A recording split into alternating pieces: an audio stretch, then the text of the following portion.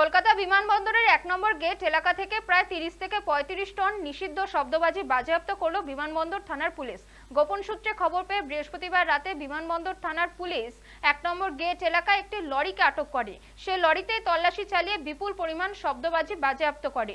পাশাপাশি লরির চালককেও গ্রেফতার করা হয়। পুলিশ সূত্রে খবর, ১ নম্বর গেট এলাকা থেকে লরিটি বেলঘরিয়া এক্সপ্রেসওয়ে ধরে আসামের দিকে যাওয়ার কথা ছিল। গোপন সূত্রে খবর পেয়ে ১ নম্বর গেটে অপেক্ষা করছিল পুলিশ।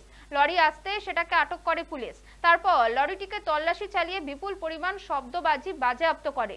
লরির চালককে জিজ্ঞাসাবাদ করে পুলিশ জানতে পেরেছে বারুইপুর চম্পাহাটি থেকে বিপুল পরিমাণে শব্দবাজি আসাম নিয়ে যাওয়া হচ্ছিল ট্রাকে করে।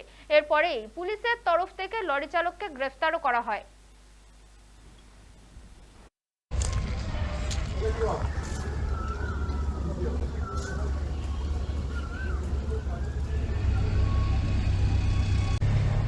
কোথায় নিয়ে যাচ্ছিলে বাজি?